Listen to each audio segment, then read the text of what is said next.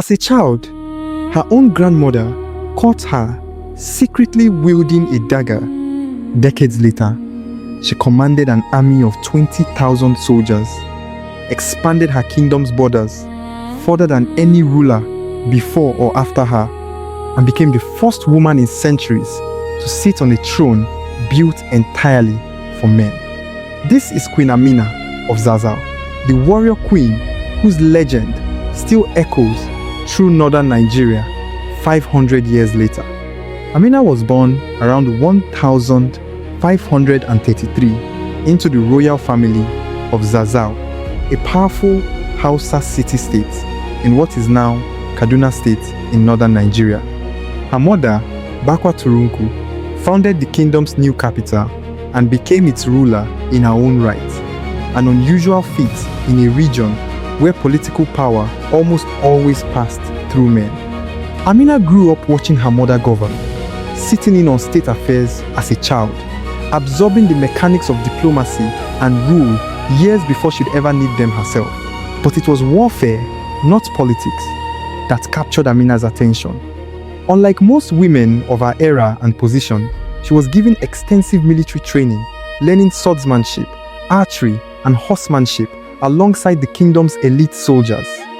When her mother died and the throne passed, following Hausa custom, to her younger brother Karama rather than to her, Amina didn't retreat from public life. She fought. Karama proved to be an ambitious, war-hungry ruler, launching multiple military campaigns during his reign, and Amina rode alongside him in every one of them, steadily building a reputation as one of the fiercest fighters in the entire Zazzau army, regardless of gender. When Karama died, Amina finally ascended the throne herself, becoming the Sarauniya, or Queen of Zazzau, around 1576. She was already in her 40s, seasoned by decades of combat experience. Most rulers, male or female, never accumulate before taking power, and she used that experience immediately. Amina's reign became defined by relentless military expansion.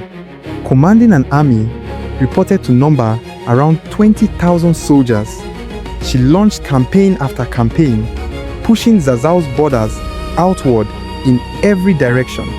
Her forces moved south and west into Nupe territory, securing access to the Niger River and the valuable trade resources that came with it. She pushed east and north as well, conquering wealthy city-states like Kano and Katsina, and extending her reach into the mineral-rich lands of Bauchi. By the time her campaign slowed, Amina had expanded Hausa territory to its largest extent in recorded history, an achievement no ruler of Zazzau before or after her would ever match. Her armies were known not just for their size, but for their discipline and tactics, employing coordinated strategy and weapons forged by skilled Hausa blacksmiths, along with what several historical accounts describe as deliberate psychological warfare designed to break enemy morale before battles were even fully joined. Amina wasn't just a conqueror, she was a builder. As her armies took new territory, she ordered the construction of massive earthen fortification walls around the cities and camps under her control, structures so effective and so widely adopted that they became the standard model for city defenses across Hausa land for generations afterward. Many of these fortifications, still known today as Amina's walls, partially survive in parts of northern Nigeria even now, a physical trace of her military engineering left standing centuries after her death. These conquests weren't purely about territory for its own sake. Amina understood that controlling trade routes meant controlling wealth, and under her rule, Zazzau became a critical hub connecting the trans-Saharan trade network running east to west across Hausa land, turning her kingdom into one of the most prosperous trading centers in the entire region. According to popular tradition, Amina never married, reportedly believing that marriage and a husband's authority would compromise her own power as ruler, an unusual and deliberate choice in a society where marriage was typically expected of women regardless of status. Whatever relationship she did have, tradition holds, they remained secondary to her military campaigns, and her rule never allowed to interfere with either.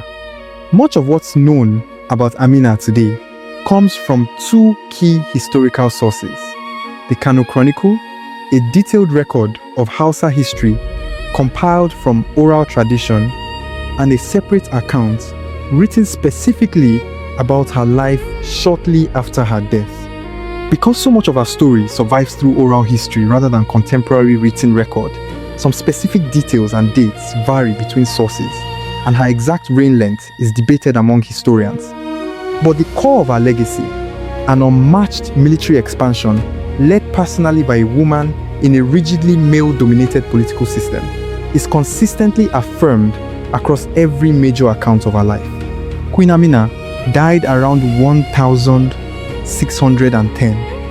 After roughly 3.5 decades on a throne she was never supposed to inherit, having expanded her kingdom's borders further than any ruler in Hausa history, male or female, before or since.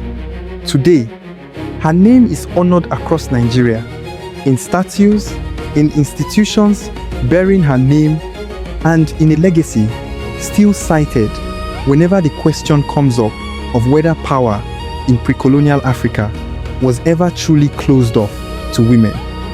For Amina, the answer was never in question. She simply took the throne and then took the continent's imagination with her.